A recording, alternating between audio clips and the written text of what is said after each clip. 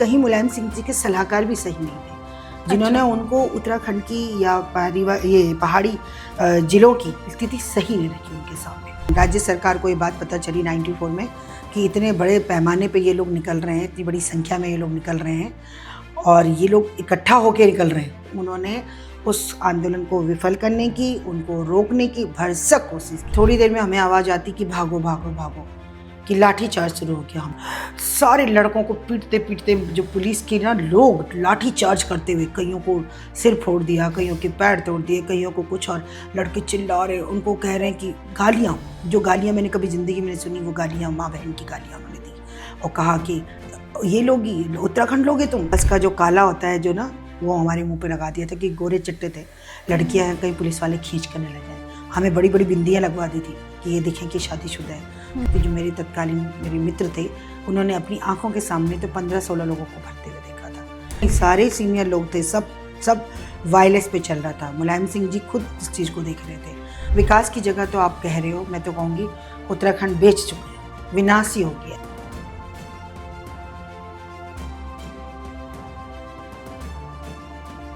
9 नवंबर 2025 को उत्तराखंड अपना 25th birthday मना रहा है। राज्य की मांग तो बहुत पहले से उठी थी, पर इसको अपना अस्तित्व पाने के लिए एक पूरी सदी लग गई। इस प्रोसेस में हजारों आंदोलनकारी जुड़े और कुछ जाने भी गई। रामपुर तिराया कांड एक ऐसा काला अंश है इसी के इतिहास का, जिसके बारे में हम आगे भी बात करेंगे। पर आज द अननोन इंडिया के इस पॉडकास्ट में हम मुलाकात कर रहे हैं मनीषा रावत जी से, जो कि एक शिक्षिका हैं और उत्तराखंड आंदोलन का एक अभिन्न और महत्वपूर्ण अंग, और इन्हें यहाँ के लोग प्यार से लेडी भगत सिंह भी कहते हैं। मनीषा जी, आपका स्वागत है। धन्यवाद कीर्ति जी, मुझे अपने इस पॉडकास्ट का हिस्सा बनाने के लिए। और सही किया आपने आज, क्योंकि कहते हैं ना कि दिल के उद्गार व्यक्त करने चाहिए। कई मन के पहलू हैं जो मैं आपके साथ सच में शेयर करना चाहती हूँ इस आंदोलन से जुड़े हुए।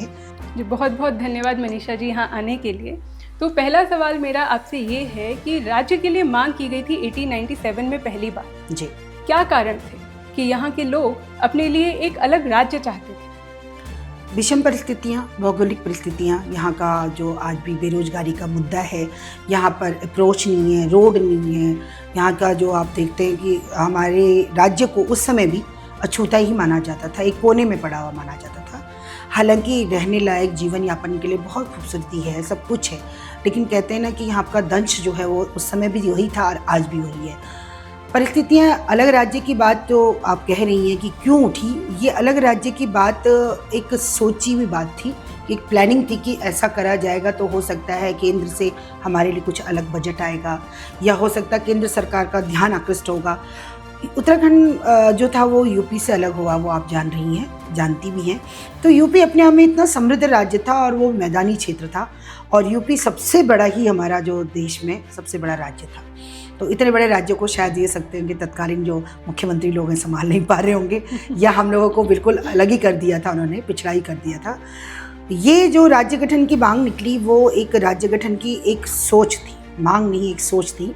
लेकिन वो शुरुआत जो हुई वो हुई हमारे छात्र आंदोलन से शुरू हुई। उस समय तत्कालीन जो हमारे मुख्यमंत्री मुलायम सिंह जी थे, वो भी अपने राज्य में 23% आरक्षण का मतलब समावेश करना चाह रहे थे, क्योंकि केंद्र में हमारे जो प्रधानमंत्री थे वीपी सिंह जी, उन्होंने अपने कुछ राज्यों में इसको लागू कर दिया था। तो जब ये राज्य की मांग बाद में उठी, पहले हमारे जो लड़के, जो बच्चे, जो बेरोजगार साथी थे, जो कॉलेज के स्टूडेंट थे, उन लोगों ने कहा कि अरे इतना पढ़ लिख के तो हम कॉलेज कर रहे हैं, उसके बाद हमें नौकरी नहीं मिलेगी, और ये बिल्कुल सीधा आरक्षण हम पर थोपा जा रहा था।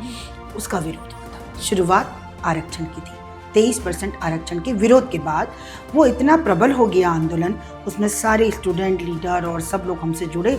तो जब ये हुआ कि नहीं सुन रही, कानों में जब जू ही नहीं रेंग रही है, तो हो गया आंदोलन कि चलो अब इस आंदोलन को सीधा ये कहे कि तुम हमारी नहीं सुन रहे तो हमें हमारा राज्य दो, हमारा हक दो। बात वहाँ से शुरू।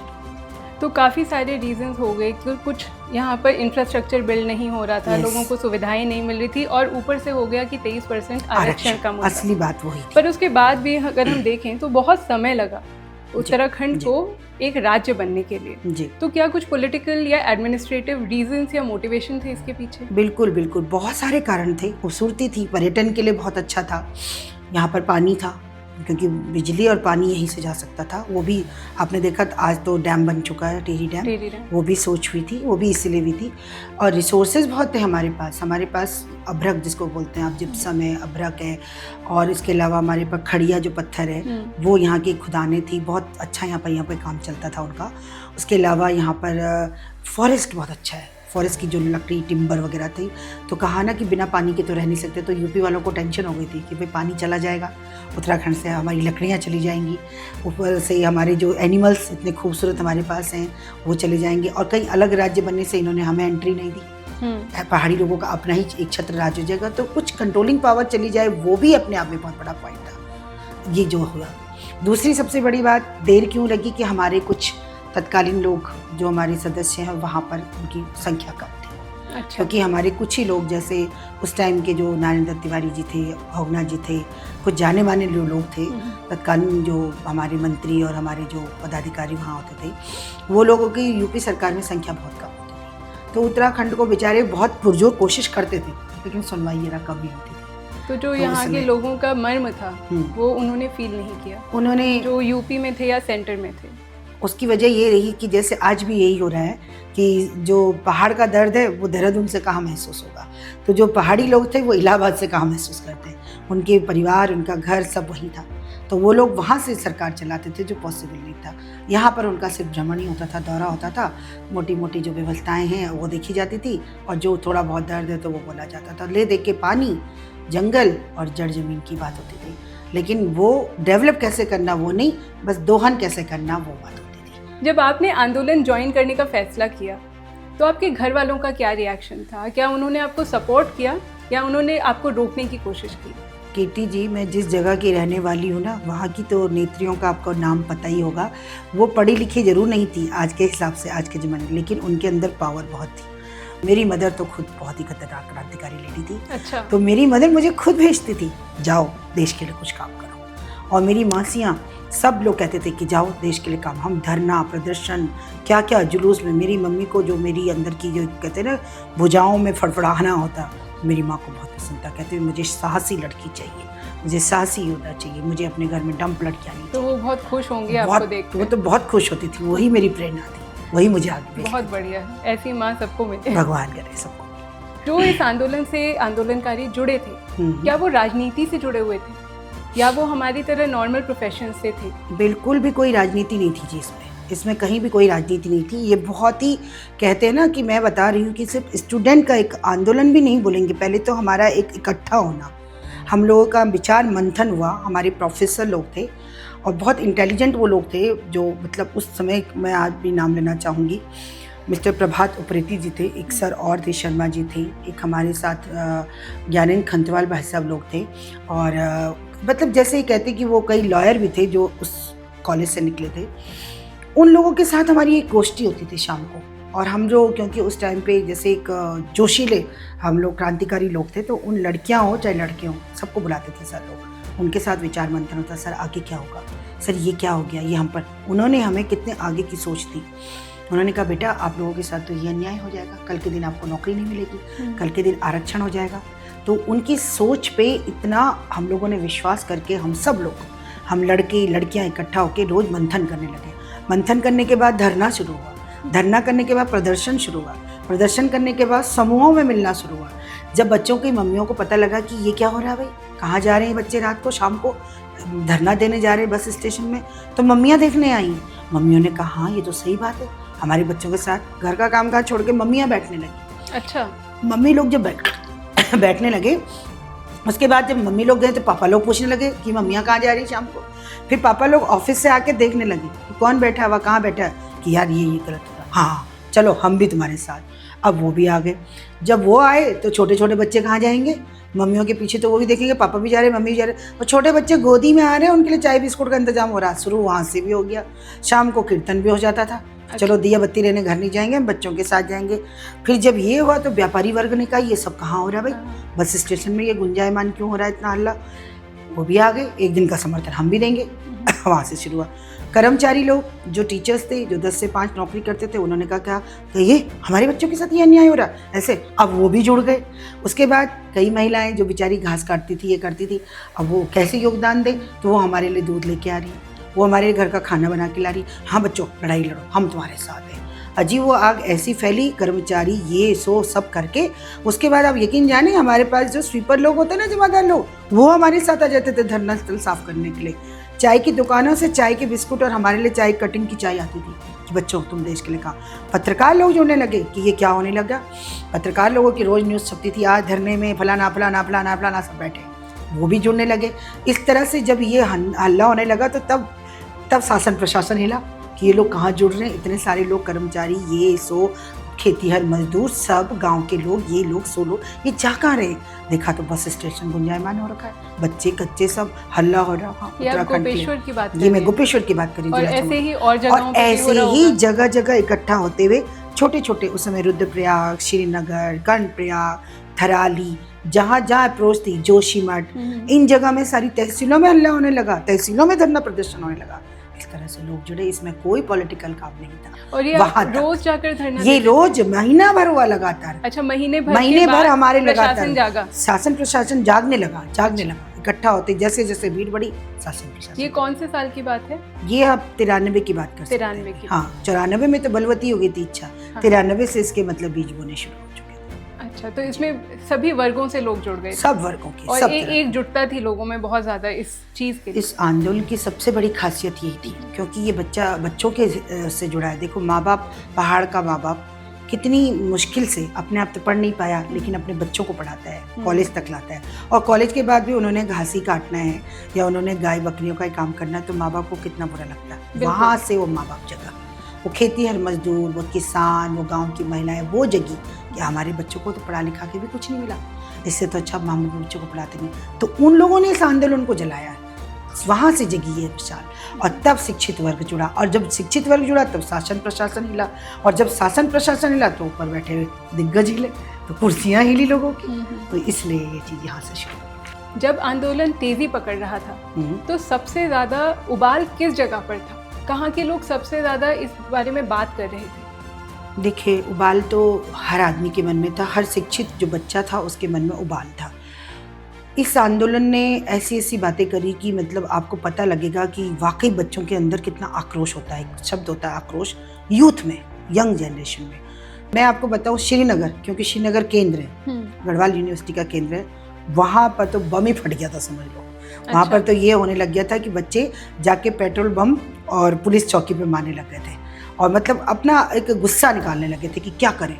अगस्त्यमुनि बहुत ज़्यादा इससे प्रभावित रहा। गोपेश्वर मतलब पूरा जो यूथ है वहाँ हुआ। इसके बाद देहरादून में चिंगारी बहुत ज़्यादा भड़की। आपने सुना भी होगा रविंद्र जुगरान जी का नाम, महान आंदोलनकारी है हमारे, राज्य आंदोलनकारी।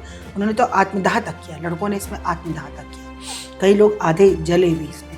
रविंद्र जुगरान जी तो उसका जीता जागता उदाहरण है, परिषद के अध्यक्ष भी हैं, आंदोलनकारी परिषद के। इस तरह से ये आत्मदाह हुआ। किसी ने आत्मदाह से विरोध करा, किसी ने कहा हम छलांग मार देंगे, जैसे होता ही है आमतौर पे। आज तो लोग टावर पे चढ़ जाते थे, उस समय पेट्रोल पंप था कि हम पुलिस चौकी फूंक देंगे और हमारी बातों को सुनो। बस ये था कि ध्यान आक्रोश करना था, आक्रोश से, कि नहीं हम अब आपकी ज़बरदस्ती नहीं सहेंगे। और आपको पता है स्वतंत्रता आंदोलन में तो कुछ हिंसा भी चलती है, क्रांतिकारी भी होती है और शांति भी होती है। क्या आपके हिसाब से उस समय पर मुलायम सिंह सरकार ने इस आंदोलन को सप्रेस करने की कोशिश की? बहुत ज़्यादा। किस तरह? उन्होंने 2 तरीके से करी। एक तो उन्होंने हमारी बात नहीं मानी, वो खुद एक शिक्षक थे, वो एक पढ़े लिखे व्यक्तित्व के इंसान थे, सब कुछ था, लेकिन कहीं ना कहीं उनके दिमाग में ये लगा कि मेरे हाथ से उत्तराखंड निकल जाएगा। और उत्तराखंड क्योंकि कमाई का सोर्स का अड्डा भी था। और देखो, हर आदमी को अपना वर्चस्व अच्छा लगता है, आधा वर्चस्व तो किसी को पसंद नहीं आता। तो उत्तर प्रदेश की तो गर्दन ही कट गई थी ना, क्योंकि गर्दन जो था वो हिमालय क्षेत्र था। और दूसरी उनको ये लगा कि व्यवस्थाएं ठीक ही तो चल रही है, क्या दिक्कत है, मतलब सब जा रहा है, उत्तराखंड में भी उत्तर प्रदेश से उत्तराखंड की तरफ को सारी चीज़ें जा रही, कोई ऐसी बात नहीं है। ऑफिसर्स हैं पूरे हमारे जा रहे हैं, हमारे क्षेत्र पर फैला हुआ है। बाहुबली थे कि भाई एक तरह से उनकी चलती थी सब पूरे राज्य में। तो ऐसा मुलायम सिंह जी को ये लगा। और कुछ मुझे लगता है कि कहीं मुलायम सिंह जी के सलाहकार भी सही नहीं थे। जिन्होंने उनको उत्तराखंड की या पहाड़ी जिलों की स्थिति सही नहीं रखी उनके सामने। वो चाहते उनको कुछ अच्छे ढंग से कन्विंस करते तो शायद वो कभी इसका विरोध नहीं करते। वो बिल्कुल नहीं चाहते थे कि राज्य अलग हो, और इसीलिए हमको दिल्ली कूच करना पड़ा। नहीं तो हमारी बात सिर्फ राज्य से ही, अपने क्षेत्र से ही और उत्तर प्रदेश तक हो जाती बात वहीं से हो जाती, वहीं से प्रबल आगे चली जाती। तो दिल्ली कूच का जो नेक्स्ट हमारा स्टेप था ये था कि मुलायम जी बिल्कुल भी मुलायम नहीं हो रहे थे, तो सेंटर तक बात पहुंचानी थी और इसीलिए आपने दिल्ली कूच करने का फैसला लिया। बिल्कुल। मेरे ख्याल से ये हुआ 2 अक्टूबर 1994 को। तो 2 अक्टूबर 1994 एक काली रात थी। उस दिन हुआ था रामपुर तिराया कांड मुजफ्फरनगर में। जी। आप उस समय वहाँ मौजूद थी? मैं चश्मदीद गवाह हूँ मैडम वहाँ की। आप प्लीज़ इसके बारे में बताइए। ये हमारे जो आंदोलन लगातार धरना प्रदर्शन करके भी उसकी कोई सुनवाई नहीं हो रही थी। शासन प्रशासन से डीएम के द्वारा हम लोग रोज जाते थे डीएम कार्यालय में, और हम अपना जो पत्र था, जो घोषणा जो होती थी आज की कि आज हमारा ये है, तो हम वो एक शिकायती पत्र हम रोज़ भेजते थे, ज्ञापन देते थे। लेकिन वो ज्ञापन उस समय वायरलेस के माध्यम से या तत्कालीन जो उनकी व्यवस्थाएं थी उसके द्वारा जाती थी, लेकिन उत्तर कुछ नहीं आता था। जब ये उत्तर नहीं आया लगातार, मैं जैसे आपको बता रही महीने भर तक ये क्रम चलता रहा, तो बर्दाश्त की भी एक हद होती है, एक धैर्य की भी परीक्षा थी। उसके बाद ये हुआ कि ये केंद्र राज्य सरकार तो कुछ सुन नहीं रही है और न ही हमारे लिए कोई रिपोर्ट दे रही, तो अब चलो सीधा दिल्ली ही घिरा जाए, संसद ही घिरी जाए, क्योंकि वहाँ धरना प्रदर्शन होता था और हमारे बहुत सारे उत्तराखंडी प्रवासी दिल्ली में काम करते थे। उन्होंने भी हमें सपोर्ट किया। उन्होंने कहा आप लोग दिल्ली में आओ, अब सीधा हम लोग यहीं घेरेंगे और इन नेताओं से बात यहीं करवाएंगे। तो उनके आदेश के अनुसार, उनके आग्रह अनुसार हम लोगों ने बसेस करी और बसेस गई, बस में भर के। कितने लोग गए होंगे यहाँ से? मैं अगर डिस्ट्रिक्ट चमोली की बात करूँ तो चमोली के एक पूरी बस थी महिलाओं की भरी हुई, जिसमें 45 तक महिलाएं होंगी, 35 से 45 के बीच में, और एक जीप उनकी वैन गई, उसमें करीब 7-8 बुजुर्ग और वयोवृद्ध जो स्वतंत्रता जो आंदोलनकारी थे हमारे, जो हमारे इसके मेंटर बोले जाएंगे कि बड़े लोग, और उसके अलावा एक बस बच्चों की गई, लड़कों की, मतलब बॉयज़ अलग और गर्ल्स अलग, लेडीज तो औसतन हर एक जिले से ही ऐसे हुआ होगा? मेरे ख्याल से तो 100 लोग सब जगह से गए, हर जिले से? हर जिले से। देहरादून के लोग बाद में आए, अगले दिन आए, जिनके साथ ये बर्बरतापूर्ण अत्याचार भी हुआ। और लेकिन ये सब क्या प्लान था कि इसी दिन हमें जाना है? आपस में ऐसे कम्युनिकेशन था? जी बिल्कुल, ये सबसे बड़ी बात है कि क्रमबद्ध तरीके से सब ऋषिकेश तक आए। उत्तराखंड के गाने गाते हुए, अपनी आरतियां करते हुए, अपनी वो मतलब जो होता है एक टूर जैसा जा रहा था, और सब जगह से बसों में बैनर लगे हुए थे, जगह जगह जिलों के नाम थे। और मजे की बात आपको बताऊं कीर्ति जी, इसमें महिलाएं सब लीड कर रही थी। हाँ, कहा भी जाता है कि ये आंदोलन महिलाओं का था, आंदोलन की बैकबोन महिलाएं थी। महिलाएं लीड कर रही थी बसों को, तो बस सब जगह आगे महिलाएं और पीछे पुरुषों की गाड़ी। हर जिले से, हर तहसील से, हर जगह से करीब मैं कह सकती हूँ कि 100-500 गाड़ियाँ तो जरूर गई। और ये ऋषिकेश से काफिला निकल रहा था मुजफ्फरनगर होते हुए, जहाँ पर ये कांड हुआ। पहले ऋषिकेश से ये काफिला निकला, तो जब आपको राज्य सरकार को ये बात पता चली 94 में कि इतने बड़े पैमाने पे ये लोग निकल रहे हैं, इतनी बड़ी संख्या में ये लोग निकल रहे हैं और ये लोग इकट्ठा होके निकल रहे हैं, सबसे बड़ी बात कि इकट्ठा होके निकल रहे हैं। अलग अलग से निकलते तो अलग बात थी कि उनको पता ना चलता, वो एक क्रमबद्ध तरीके से निकल रहे, जिलेवार निकल रहे, करीब 100-500 लोग जा रहे। तो उन्होंने उस आंदोलन को विफल करने की, उनको रोकने की भरसक कोशिश की। पहले नारसन हरिद्वार में हमें रोका गया। ऋषिकेश से हम निकले तो नारसन तिराहे पे भी हमारे साथ यही हुआ कि वहाँ पर रोका गया, बल देखा गया और कहा गया। तो उस समय करीब बसेस हमारे पास 100-150 बसेस थी, 100-150 बसेस उस समय नारसन में। तो उन्होंने कहा कि भाई इनको रोकिए, इनको किसी भी तरह से रोकिए। तो उनको ये कहा गया कि नहीं हम लोग बस दिल्ली जाएंगे और जंतर मंतर में धरना देके वापस आ जाएंगे, और हमारे पास कोई हथियार नहीं है। हमारी पूरी बस की चेकिंग हुई मैडम, वहाँ पर हमें रोका गया, वहाँ से क्लियर हो गया था। बस ये रात 2 अक्टूबर की काली रात इसलिए कहा जाता है मैडम, क्योंकि जैसे ही हम लोग गए तो 2 अक्टूबर ठीक मेरे ख्याल से शाम के 1:30-2 बजे की बात है, 2-2:30 बजे पे दिन में हम लोग यहाँ से निकले हरिद्वार से, नारसन से, और हम लोग जब आगे बढ़ रहे थे मुजफ्फरनगर की तरफ तो 4 या 5 बज गए थे। शाम की चाय का वक्त था। तो आंदोलनकारियों ने सबने कहा बस लगा दी लाइन से, क्योंकि वहाँ पे बहुत सारे ढाबे हैं। तो सबका ये मन था कि चलो अब खाना खाते हैं एक बार में, और खाना खा के तब दिल्ली निकलेंगे। तो ये खाना खाने की प्लानिंग और चाय बिस्कुट के लिए हम लोग उतरे थे, और किसी को टॉयलेट वगैरह जाना था तो वो निकल रहे थे इधर उधर, और हम लोग ढाबों में बैठ रहे थे अपने अपने हिस्से की, कोई चमोली ज़िले का, कोई कहीं का, कोई कहीं का ढाबा कर रहे थे। बस ढाबे में हम लोग बैठ के खाना ही खा रहे थे, चाय बिस्कुट कर रहे थे। तो अचानक थोड़ा अंधेरा, जैसे अब जाड़ों की रात 6 बजे 5 बजे जल्दी हो जाता है, वही हुआ। अक्टूबर की रात थी, और जैसे ही अंधेरा हुआ, अंधेरे होने पे इन्होंने क्या कहा कि थोड़ी देर में हमें आवाज़ आती कि भागो भागो भागो, कि लाठी चार्ज शुरू हो गया। हमने कहा ये क्या हो गया लाठी चार्ज शुरू, कि लाठी चार्ज क्यों शुरू हो गया? बसों में भगाया जा रहा था। और जब बस में गए फटाफट सबने बस लॉक कर दी, खिड़कियाँ बंद कर दी। देखा बहुत सारे लड़कों को पीटते पीटते जो पुलिस के ना लोग लाठी चार्ज करते हुए, कईयों को सिर फोड़ दिया, कईयों के पैर तोड़ दिए, कईयों को कुछ, और लड़के चिल्ला रहे, उनको कह रहे हैं कि गालियाँ, जो गालियाँ मैंने कभी ज़िंदगी में नहीं सुनी, वो गालियाँ माँ बहन की गालियाँ उन्होंने दी। और कहा कि ये लोग ही उत्तराखंड लोगे, तुम उत्तराखंड लोगे, लो, मतलब बोलना नहीं चाहते वो वर्ड्स, ऐसे करके उन्होंने बोलना शुरू करा। और लड़कों को खूब पीटा, दौड़ा दौड़ा कर पीटा। कोई लड़के खेतों में गए, कोई गन्ने के खेत में, शाम का वक्त था, कोई नहरों में बहे, कोई खेतों में गए, किसी के साथ क्या क्या बर्बरता हुई। बाद में तो अगले दिन हमने जब देखा मैम ना, तो उनकी तो पैरों के जांघों तले गोलियां चली हुई थी, ऐसे चिथड़े करे हुए थे उनको, इतने ज़बरदस्त। कई तो ऑन द स्पॉट ख़त्म हो गए थे, संख्याओं का पता नहीं है, जितने रिकॉर्ड हैं सरकारी हैं। और ये हमारे सामने घटना घटी।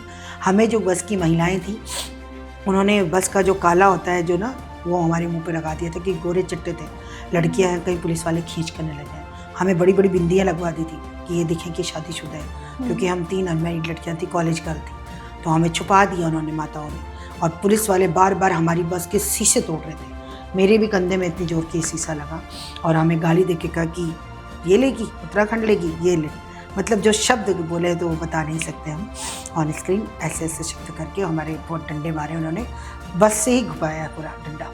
और महिलाएं सब एक जगह नीचे हो गई। बस के ड्राइवर को भी हमने छुपा दिया था, क्योंकि बस के ड्राइवर को अगर वो पकड़ते तो और भी मारते।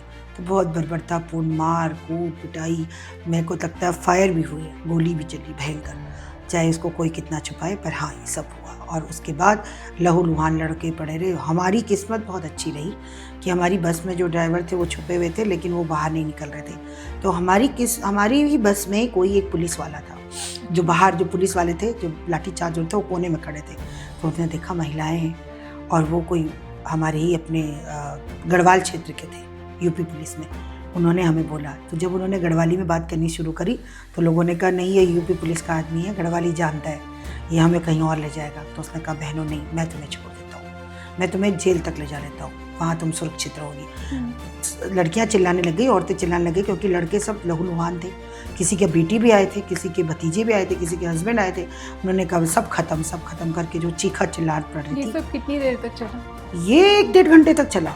1-1.5? हाँ, रात के 1-1.5 घंटे जो नंगा नाच चला। और मेरे ख्याल से तो ये, मुझे लगता है पूरी रात ही चला, क्योंकि हमारी बस को सुरक्षित, वो मोटियाल जी थे, या मैं उनका नाम नहीं जानती, मुझे माफ़ करिएगा, मुझे उनका नाम नहीं मालूम, लेकिन मुझे जो मतलब उस समय की तत्कालीन जो मुझे आवाज़ याद आ रही कि कोई थे हमारे, एक पुलिसकर्मी थे, उन्होंने हमारी मदद करी, उन्होंने बस चलाई। उन्होंने कहा महिलाएं मार नहीं रही, आवाज़ दे के वो अंदर आए। उसके बाद भी हमने सोचा हम पता नहीं कहाँ ले जा रहा। बाईपास के रास्ते में रुड़की जेल ले गए, लेकिन बाईपास भी हमने पहली बार देखा। हमने कहा गए आज तो हमारी बस पे आग लगती और हमको ये कहीं भी ले जाके कुछ ना कुछ हमारे साथ करेंगे। लेकिन ईश्वर का जो धन्यवाद है कि हम आज आपके सामने सुरक्षित दिख रहे हैं। भगवान की कृपा रही कि आप सब सुरक्षित रहे, पर ऐसी किस्मत सबकी नहीं थी। जितना मुझे पता है कई महिलाओं के साथ रेप भी हुआ। मैम, ये सब बातें जो है वो अगले दिन हमने भी पढ़ी। हमारे सामने जितनी भी बातें हुई मैंने आपको बता दिया है। और क्योंकि अगले दिन जब पौ फटी जिसको कहते हैं, उसके बाद तो हमारा रोना ही निकल रहा था। रुड़की के कई लोगों ने हमें केले दिए, फ्रूट्स दिए, खाना खिलाया। अपने घरों से महिलाएं जो उत्तराखंड की थी वो हमारे पास मिलने आई। तो पता लगा कि भाई लड़कों की बस कहाँ है, लड़कों की बस का कोई पता ही नहीं था। पता लगा कि आदमियों की बस कहाँ है, आदमी लोग कहाँ हैं। अपने लोगों को सब खोजने लगे तो कौन जाएगा। तो एक उस समय मुजफ्फरनगर में ही एक हमारे गोपेश्वर से एक बिजनेसमैन थे, उनकी बेटी का ससुराल था। तो वो आए, मिस्टर सोरी जब सुन के आए तो दौड़ के आए। तो मैं, बबीता सती, क्योंकि हम आंदोलनकारी थे, आंदोलन चला रहे थे, हम दोनों उनके साथ रिक्शे में बैठ के रुड़की के अस्पतालों में गए। तो देखा वहाँ लहूलुहान लड़के पड़े थे। हम छान रहे उनमें से, और भाई लोग रहा रहे हैं क्योंकि पानी मांग रहे, पानी देना नहीं है। रात भर के पिटे हुए। मैंने तो ऐसी जगह गोलियों के छर्रे देखे मैडम, कच्चा दिल हो गया कि क्या करूँ उस समय, और खून खौल गया, खून आंखों में आ गया कि हमारे भाइयों के साथ ये किया इन्होंने, ये बर्बरतापूर्ण करी। उसके बाद डर ज़्यादा था या गुस्सा? गुस्सा, डर बिल्कुल नहीं, डर तो पत्थर हो गया था दिल इतना कठोर हो गया था कि आपको मैं क्या बताऊं। जो DGBR ये रोड बनाने वाले जो पुलिसकर्मी जैसे जो ड्रेस पहन के लोग थे ना, मैंने उन पे भी पत्थर मार दिए, उन पे भी लाठीचार्ज कर दिया मैंने गुस्से में। लड़के तेज थे क्योंकि हमारी बस पहले थी, तो वो गन्ने के खेतों में इधर उधर छुप गए थे, लेकिन उन्होंने अपनी आंखों के सामने देखा बोरियों में भर भर के लाशें ले जाई गई। और महिलाओं के साथ जहाँ आप कह रही कि हमें पता चला, जब अगले दिन हम सब लोग मिलके जो बचे खुचे थे ढूंढ ढूंढ के तितर बितर करके हमने रामपुर तिराहे में धरना देना शुरू कर दिया। हमने धरना दिया, वहाँ पे धरना दे के हमने फिर वहाँ पर क्या करा, एक चेन बनाई मानव श्रृंखला और विरोध किया। तब तक पुलिस आ गई, तब तक केंद्र सरकार के लोग आ गए, पत्रकार लोग आ गए, फिर हमारी बात रखी गई, फिर हमने बताया, विटनेस थे हम लोग सब बातें। तो महिलाओं के साथ जो बर्बरतापूर्ण हुआ, तो हमें पता लगा कि पीछे की जो महिलाएं, देहरादून से जो महिलाएं आ रही हैं, उन तक ये खबर पहुंची कि कल रात को वहाँ लाठीचार्ज हो गया, बच्चों को मार दिया, महिलाओं के साथ बर्बरतापूर्ण व्यवहार हुआ, उनको भी ये बताया गया। तो वो जब आ रही थी तो हमने सुना कि उनके साथ बहुत बुरा बर्ताव किया, उनके कपड़े खींचे गए। हमने मतलब विटनेस के तौर पे नहीं कह सकती, लेकिन कई चीज़ें मिली ऐसे सुनने को। आप कह रही हैं बोरियों में भरकर लाशें गई। जी। CBI की चार्जशीट में सिर्फ 6 लोगों की मृत्यु का रिकॉर्ड दर्ज है। यही बात होती है ना कि वह कहा नहीं जाता है कि होता क्या है और दिखता क्या है। शासन प्रशासन उसको कैसे छुपाता है, कैसे लिपापोती करता है, ये मैं नहीं जानती, लेकिन मैं आपको सच बता रही हूँ कि जो मेरे तत्कालीन मेरे मित्र थे, उन्होंने अपनी आंखों के सामने तो 15-16 लोगों को भरते हुए देखा था। बॉडी नहीं मिली होगी या बॉडी को कुछ कर दिया होगा, मैं कह नहीं सकती कहाँ है। मैं आज भी बताती हूँ, संदीप चमोली ने खुद अपनी आंखों से 15-16 लोगों को बोरियों में भरते देखा था, उसने मुझे सब बताया था। और ये जो अटैक हुआ था पुलिस के द्वारा, इसमें क्या सीनियर लोग भी इन्वॉल्व थे या सिर्फ ये एक जूनियर? नहीं, सारे सीनियर लोग थे, सब वायलेंस पे चल रहा था। मुलायम सिंह जी खुद इस चीज़ को देख रहे थे। एक अनंत सिंह जी हैं जिनका नाम आता भी है, वो सस्पेक्टेड भी हैं इसमें काफ़ी चीज़ों में, अब शायद बरी हो गए हैं या नहीं कई सालों के बाद। वो तो खुद DG थे, उन ADG थे, उन्होंने तो खुद वो उस मौके पे मौजूद थे। पर 1994 की इस रात के बाद 30 साल के बाद सिर्फ 2 कांस्टेबल्स को कन्विक्ट किया गया है, कोई भी सीनियर पुलिस ऑफिसर को इसमें आरोपी घोषित नहीं किया गया है। नहीं मैम, ऐसा नहीं है, अभी भी चार्जशीट चल रही है और अभी भी उनकी गवाहियाँ चलती हैं, और नैनीताल हाईकोर्ट में अभी भी आंदोलनकारियों को विटनेस के लिए बुलाया जाता है। और कहते हैं माफ़ी और बहुत लंबा टाइम, कई चीज़ हो जाती है। समय क्या होता है कि हर घाव को भर देता है, शायद ये घाव भरने की लिपापोती, ये घाव तो नहीं भर सकता। और जो नहीं, महिलाओं तो बहुत भी आक्रोशित हैं, आज तक हैं, अब तो और आक्रोशित हो रही कि अपनों ने दगा दिया, क्योंकि 30 साल में तो एक उम्र गुजर गई। बिल्कुल, और फिर भी न्याय नहीं मिला। फिर भी न्याय नहीं मिला, वहीं के वहीं स्थिति जस की तस है। जिस चीज़ के लिए, जिस मुद्दे के लिए झगड़ा शुरू हुआ था, बस लड़के आज भी बेरोजगार घूम रहे हैं, और आप देख ही रहे होंगे, आपसे क्या छुपा हुआ है। कौन सा घाव ज़्यादा गहरा है, उन लाठियों और गोलियों का, या फिर ये जो न्याय नहीं मिला इसमें देरी का? दुख होता है। अब जिन्हें मैंने बोले ना अभी शेर में कि अपने अगर गम देते हैं तो वो बहुत दुख होता है, परायों ने दिया तो वो तो पराये थे, वो तो दर्द नहीं समझते थे, लेकिन जहाँ अपने अपना घाव देते हैं तो वो बहुत बड़ा घाव, वो नासूर बन गए। वो नासूर ऐसा हो गया कि ना तो उगला जाता है ना निकला जाता है। लोग हमारे चुने हुए, हमारे प्रतिनिधि हमारे, लेकिन बेरोजगारी जो देखती हूँ आज भी मैं, मुझे लगता है कि हे भगवान, हमारा यूथ कहाँ जा रहा है। और तो और अब तो कीर्ति मैडम, बात मैं कहूँ, सिर्फ बेरोजगारी मुद्दा नहीं रह गया, नशाखोरी, चोरी चकारी, और मतलब एक तरह से इतनी केयरलेसनेस इस प्रदेश में पसर रही है। शॉर्टकट, बच्चे शॉर्टकट करना चाह रहे हैं, वो चीज़ मुझे बहुत दुख देती है। मुजफ्फरनगर के इस रामपुर तिराहे कांड के बाद एक शब्द चला, मुजफ्फरिया, ये क्या था? बहुत, इसको ऐसा लगता था कि ये इतनी शेम वाला वर्ड हमको लगता था कि जो लोग आंदोलन को कर रहे थे, जिन लोगों ने आंदोलन की शुरुआत की, और उसका अंत ये हुआ कि वहाँ डंडे खा के बच्चे तहस नहस होके, और थके पिटे से हम लोग बेचारे, जो हम शांति के साथ जा रहे थे। 2 अक्टूबर हमने इसलिए चुना कि उस दिन गांधी जी का जन्मदिन था और हम अहिंसा के साथ जा रहे थे, बिल्कुल कोई हिंसा का कोई उसमें रोल नहीं था, लेकिन हमारे साथ हिंसा हुई, तो हम जैसे ठगे हुए महसूस होकर हम वापस आए। और जब हम वापस आए तो जो समाज के कुछ जो कुंठित लोग होते हैं या कुछ इस तरह के जो लोग होते हैं, उन्होंने हमें कहा, ये लोग देखो आ गए, मुजफ्फरनगर से आ गए, ये मुजफ्फरिया आ गए। तो हमने कहा ये मुजफ्फरिया क्या होता है, कि गढ़वाली में उन्होंने बोला जो घरे अपने लोड़ियों मतलब घर की बेटी बुआरियों की जो इज्जत थी वो भी घाम लगे के आगिन तुम, उसको भी तुम मतलब अपना घाम लगा के आ गए, यानी आप हिंदी में बताइए। इसका ये मतलब है कि जो घर की बेटी बुआरियों हो तुम, जो घर में रहने की चीज़ हो, घर में काम करने की चीज़, तुम बाहर जाके अपनी असमत लुटा के आ गए मतलब। तो उनका ये वर्ड था कि तुम घर कुड़ी बांझ करके एगिन मतलब पैर के। उन्होंने हमको बोला ये एगिन बल मुजफ्फरिया, यानी ये लोग देखो मुजफ्फरनगर से मुजफ्फरियाँ आ गई है। इस तरह का वर्ड हमें कितनी गलत बात है। हम जा रहे हैं अपने देश की सेवा के लिए, अपने राष्ट्र के लिए, अपने राज्य के लिए और अपने बच्चों के लिए, और ये करने जा रहे हैं। तो उन्होंने उल्टा हम पर ये इल्ज़ाम लगाया, हमारे चरित्र पर उंगली उठाने लगे कि देखो ये बाहर गई घर की महिलाएं और देखो इन्होंने ऐसा सा काट किया। तो ये शब्द भी हमें सुनने को मिला महिलाओं को, स्पेशली मुजफ्फरिया।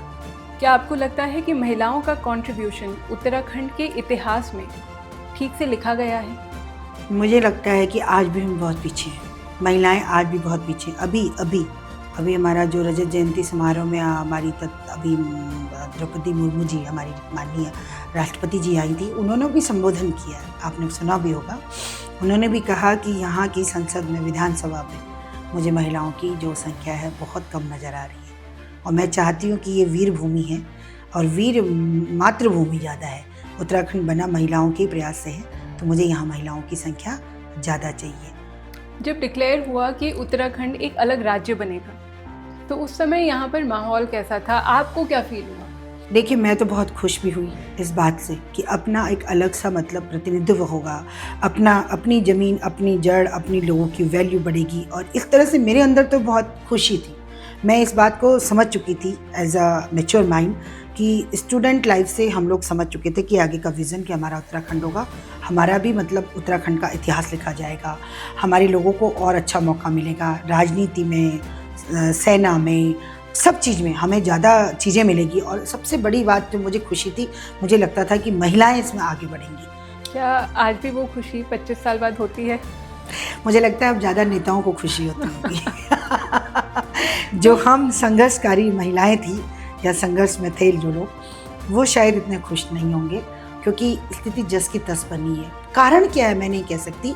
मैं ये नहीं कहूँगी कि हमने अच्छे पदाधिकारी नहीं चुने, मैं ये नहीं कहूँगी हमने अच्छे लोग नहीं चुने। सब अच्छे हैं, सब कैपेबल हैं, सब यहाँ का दर्द भी समझते हैं, लेकिन क्यों नहीं हो पा रहा वो विकास की जगह तो आप कह रहे हो, मैं तो कहूँगी उत्तराखंड बेच चुके हैं, विनाशी हो गया है। उत्तराखंड की खूबसूरती खत्म हो गई।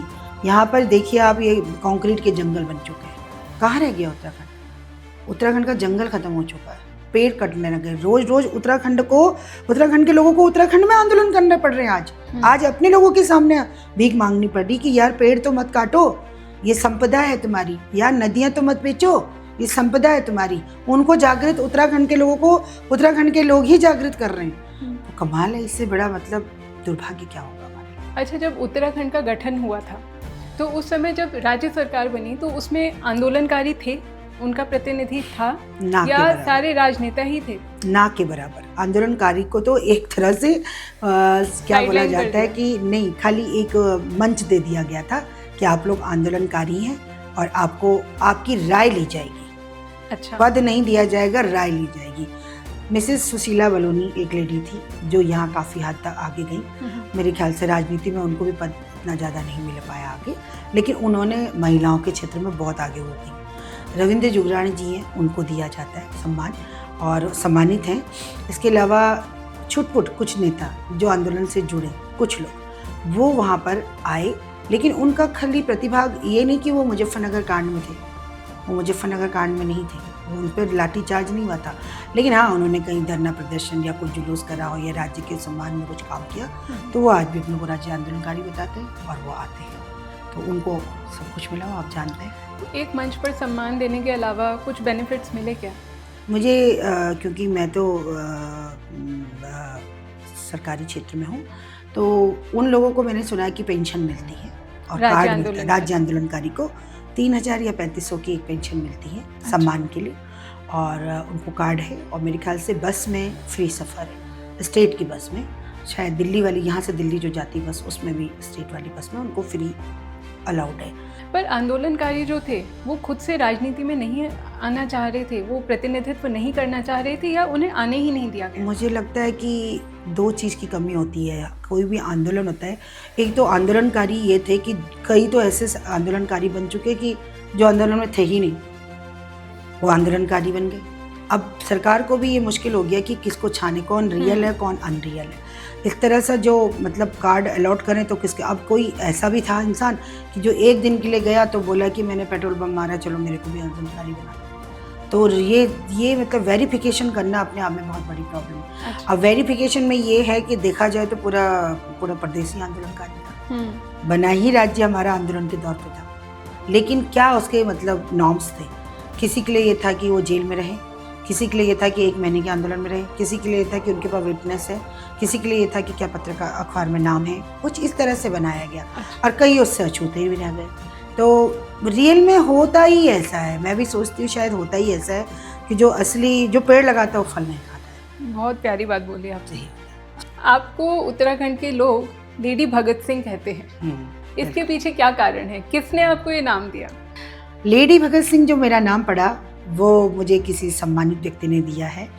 और मैं बताऊँ ये नाम मुझे क्यों मिला, उसकी वजह ये थी कि जब मैं अपनी मम्मी से, क्योंकि मेरी माँ भी खुद क्रांतिकारी थी, बहुत अच्छी महिला थी, बहुत शिक्षित महिला, और जैसे कहते कि अपनी महिलाओं को आगे बढ़ाने वाली महिला थी। तो मैंने जब मम्मी से विदा ली कि मम्मी मैं जाऊंगी 2 अक्टूबर को, तो मेरी माँ खुद कह रही थी बेटा तू घर पे रह, नाना नानी जी के साथ रह, मैं जा रही हूँ इसमें, क्योंकि उस समय टीचर्स भी गई और कुछ उनकी उम्र की महिलाएं भी गई। तो माँ खुद जाना चाहती थी, माँ और बेटी में लड़ाई हो गई, दोनों में बहस, लड़ाई मतलब बहस, क्योंकि 2 क्रांतिकारी जहाँ मिल जाएं और दोनों एक जैसे विचारों वाले, तो घर में ही हल्ला हो गया। माँ ने कहा मैं जाऊँगी, मैंने कहा नहीं मैं आंदोलन चला रही, मैं जाऊँगी। माँ ने कहा मैंने कहा तुझको चलना तू भी चल बस, और मैं तो जाऊँगी। वो दिन मेरे को आज भी याद आता है कि मेरे मन में ऐसा था। तो मैंने मम्मी को कहा मम्मी मैं तो अब कफन बांध के निकल चुकी हूँ घर से, आऊँगी जिंदा तो ठीक, नहीं आऊँगी तो जिंदा तो ठीक। तो वहाँ से वो जो भगत सिंह की जो आत्मा मेरे अंदर प्रवेश कर गई, वो चीज़ मुझे, वो सब फांसी का फंदा, वो जनरल डायर, वो क्या बोलते हैं चंद्रशेखर आज़ाद, वो सीन मेरे अंदर आ गया, मेरे अंदर वो जुनून, वो जोश आ गया। और मैं सीधा जाके स्टेशन में बस में बैठी और उसके बाद मैंने गाना गाना शुरू किया। मेरी इसी बात पे मुझे किसी चैनल में मेरी फ्रेंड है और पत्रकार और सब लोग बैठे थे, तो मैं पॉडकास्ट कर रही थी, तो और वहाँ पे कई सम्मानित व्यक्ति थे। तो गोपेश्वर के लोग मुझे कहते थे कि इसके अंदर थी तो बहुत खतरनाक लेडी है। तो उन्होंने कहा कि तो आयरन लेडी है, किसी ने कहा। तो आयरन लेडी का नाम पहले ही पहुँच चुका था। उन्होंने कहा नहीं, इनके अंदर जो जज्बा है वो भगत सिंह वाला है, कि देश प्रेम में मैंने भगत सिंह के जैसा इंसान नहीं देखा, कि देश प्रेम में वो फांसी के फंदे पे हंसते हंसते झूल गया। तो ये लड़की भी लड़की होकर अपनी माँ से लड़ के निकल गई, तो उसको भगत सिंह की उपाधि दी।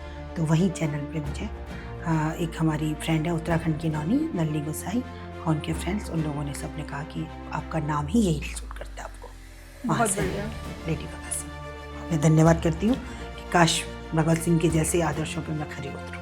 तो मनीषा जी, बहुत गंभीर बातें हमने कर ली हैं हाँ जी, उत्तराखंड राज्य के गठन के बारे में। अब माहौल को थोड़ा सा हल्का बनाते हैं और अब हम करेंगे एक रैपिड फायर राउंड। अच्छा, तो मेरा आज मतलब परीक्षा है। हाँ, अब ये अग्नि परीक्षा है। ओह ठीक जी, बिल्कुल ठीक है। तुरंत आंसर देने हैं, जैसे ही सवाल पूछो तुरंत जो भी मन में आए आपको वो बोलना है। Right, ready? आंदोलन के दिनों में आपका फेवरेट नारा क्या था? आज दो अभी दो, उत्तराखंड राज दो। अरे वाह। आज अगर आपको उन दिनों में वापस भेज दिया जाए, क्या फिर से वही सब करेंगी? बिल्कुल करूंगी, दोबारा भी करने को तैयार हूँ। आज की एज में मैं फिर से एक आंदोलन खड़ा कर दूंगी। अगर पहाड़ एक व्यक्ति होता तो आप उससे क्या कहती? प्यारे पहाड़ी, मेरे पहाड़। एक चीज जो आंदोलन के दौरान थी और आज के समय में खो गई है। एकजुटता। विभिन्न हर तरह के लोग जो एकजुट हो जाते थे, अब थोड़ा सा मुश्किल होगा इन लोगों को कन्विंस करने के लिए, क्योंकि सबके अपने अपने ब्रेन चलते हैं, सबके अपनी अपनी कहते हैं कि आवश्यकताएं अलग अलग हो गई हैं। पहले एक ही आवश्यकता थी, मूलभूत। उत्तराखंड का सबसे खूबसूरत शब्द क्या है? केदारखंड, मानसखंड। वाह। आज के युवा के लिए एक लाइन, अगर वो अपने राज्य के लिए कुछ करना चाहे तो? संघर्ष करो और आगे बढ़ो। संघर्ष, पहाड़ का नाम ही, दूसरा नाम ही संघर्ष। अगर आपको भगत सिंह मिलते तो आप क्या कहती? गदगद हो जाती मैं जीते जी उनको देख ना सकी। जिस आदमी से मैं मरने के बाद भी इतनी प्रभावित हूँ, तो शायद भगत सिंह के बगल में मेरा भी फांसी का फंदा लगा होता, या वो भी झूल रहे हैं और मैं भी झूल रही हूँ। देश सेवा। सच में आप लेडी भगत सिंह हैं। बिल्कुल। एक ऐसी चीज़ जो आपने आंदोलन से सीखी और पूरी ज़िंदगी नहीं भूलेंगी। आंदोलन से जो मैंने सबक लिया, मैंने ज़िंदगी में सच में अनुशासन सीखा। मैंने ये देखा कि किस तरह से मोब मेंटलिटी को, जो इस तरह का जो लोग जनसमूह हो, उस तरह को कैसे कन्विंस किया जाता है, कैसे उनसे बात की जाती है, क्योंकि कभी भी कहीं भी हिंसा पनप सकती है, लेकिन वो हिंसात्मक तरीका मैंने आंदोलन से सीखा, जो मेरे अंदर आज भी विद्यमान है। एक बड़ा ही खास सवाल है, अगर आप उत्तराखंड की मुख्यमंत्री होती तो पहला काम क्या करती? उत्तराखंड को संवारती, सजाती, और उत्तराखंड को सबसे पहला काम, देखिए जो कर रहे हैं इस समय के जो मुख्यमंत्री जो लोग कर रहे हैं वो बहुत अच्छा काम कर रहे हैं, लेकिन अगर मैं करती तो मैं पहले युवाओं को ज़रूर रोज़गार देती, चाहे वो छोटा मोटा होता, हस्त कौशल से रिलेटेड होता, या फिर उनका स्वयं का व्यवसाय होता। मैं तो उनको हमेशा रोज़गार देती, नशा नहीं, रोज़गार देती। आपके हिसाब से आज उत्तराखंड की सबसे बड़ी कमज़ोरी क्या है? उत्तराखंड की सबसे बड़ी कमजोरी, बहुत बड़ी जो कमजोरी है, पलायन तो आज भी है। पलायन है, संसाधनों की कमी है। लेकिन देखा जाए तो अब क्या हो गया कि उत्तराखंड का युवा भी एक तरह से काम करने को तैयार नहीं हो रहा है, उसको कन्विंस नहीं कर पा रहे। उसको एक काउंसलिंग दीजिए, उन बच्चों को एक जगह कहीं पर ऐसे दीजिए कि उनको काउंसलिंग मिले। तो मनीषा जी, उत्तराखंड के इतिहास के एक इतने महत्वपूर्ण चैप्टर के बारे में इतनी डिटेल में बताने के लिए बहुत बहुत धन्यवाद। ये कहानी यहाँ के लोगों को भी नहीं पता होगी और इस इंटरव्यू के माध्यम से तब तक पहुँचेगी, ये हमारी कोशिश रहेगी। बहुत बहुत धन्यवाद आपका। धन्यवाद कीर्ति जी, जो आपने हमें बुलाया, और जय भारत, जय उत्तराखंड।